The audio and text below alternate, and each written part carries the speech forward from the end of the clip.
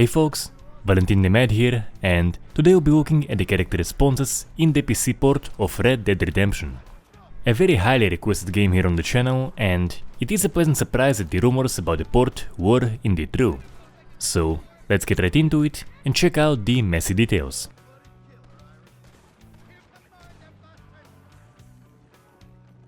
As for body damage, there is no dismemberment or any big mutilation that I saw in the gameplay. But we do have wounds at the point of impact. There is a difference between body shots and face hits, and knife wounds will look different too. The response here seems to consist of two parts. There is a decal for the hole itself and a blood-soaked area below, much like what we have in GTA 5. But unlike GTA 5, the hole here is absolutely huge and, in my opinion, it really doesn't look good at all. I have no objections to perhaps a more stylized response, but not a fan at all of what we have here. You will be having a 3D object put on top of characters for the headshots. Can be multiple if you are doing a dead eye, but won't appear if you are shooting characters post-mortally.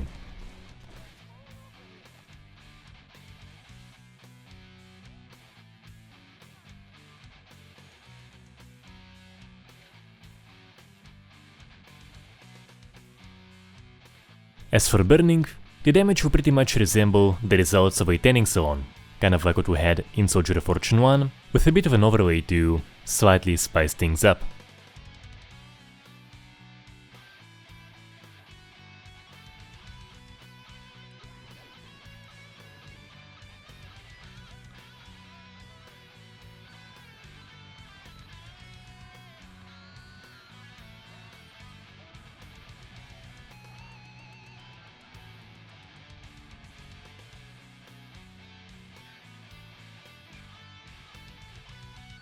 And technically there is obliteration for the explosive rifle, but it turns a character into a large stain.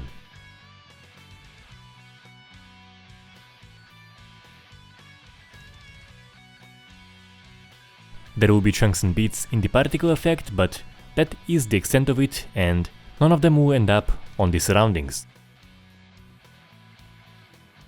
A way to support the channel is the Bila Konenka artwork store. The art is by my mom, I'm handling the fulfillment, and the featured painting today is of a local legend, Doron the Biker Parrot. So, in May of 2022, in the Classic Car meetup, I spot this glorious Honda Goldwing, and on it I see him. I initially think that's gotta be a toy, but no, he is very real.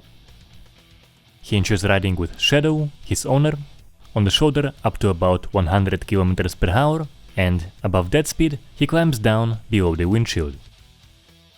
Doesn't like to be petted very much, but he is a very friendly fella. We've met him many times since then, and it's always awesome meeting Shadow and him.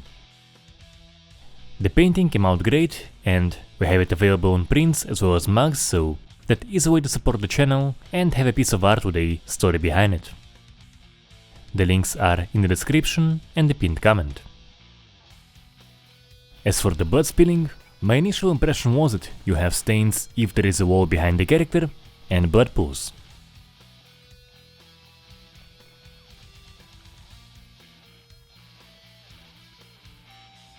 It isn't quite the case. You'll be seeing stains on the ground too.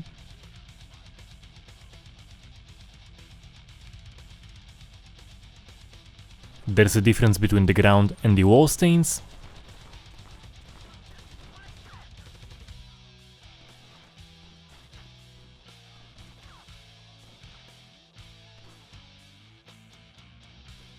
You have bloody footprints,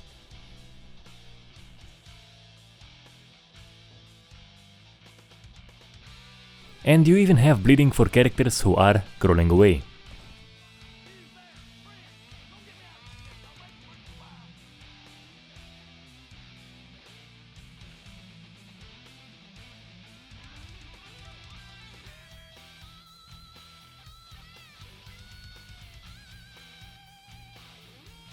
There is just a massive issue of inconsistency. In the case of response stains on the ground, it seems to vary based on the surface. On some you will have the entire thing, on others, just what I mentioned in the initial impression.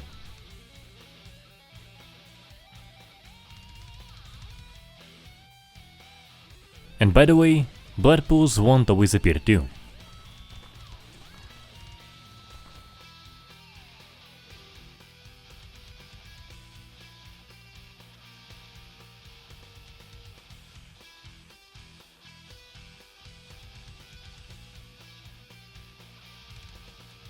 Now as for the aftermath, it's along the lines of what we have in the GTAs. You'll usually have the immediate aftermath, but after that, it's really arbitrary. At times it can be very good, as you can see right here. At other times you will have just random bodies vanishing, random stains vanishing, and none of it is configurable.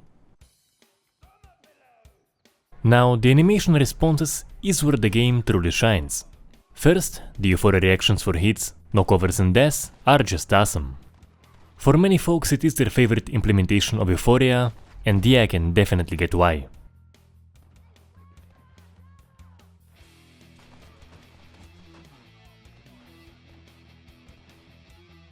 The reactions are great, and seeing them interact with the surroundings can lead to really fun results.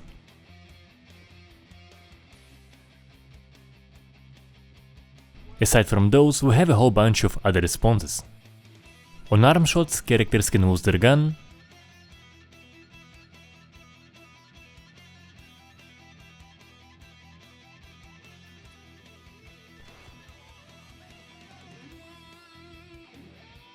there is a non-fatal injured state. The character will keep fighting, but he will be visibly hurt.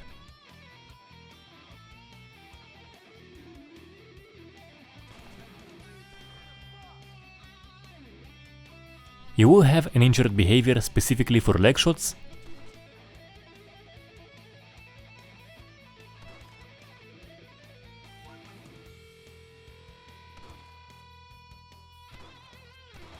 There is a short crawling away animation.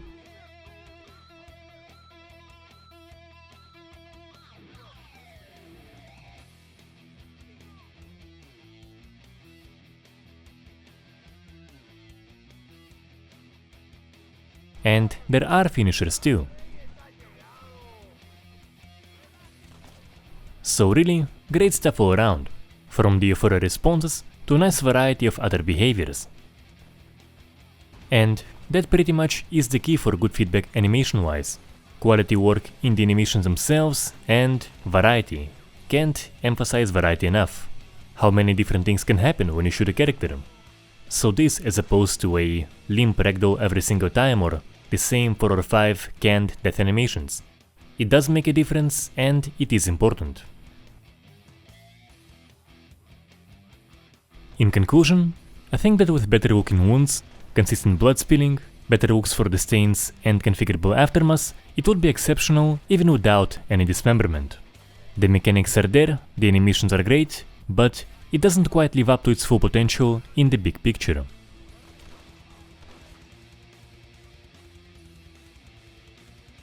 So that is it for this one. Do let me know how you feel in the comment section, and subscribe, lots more to come. Until next time.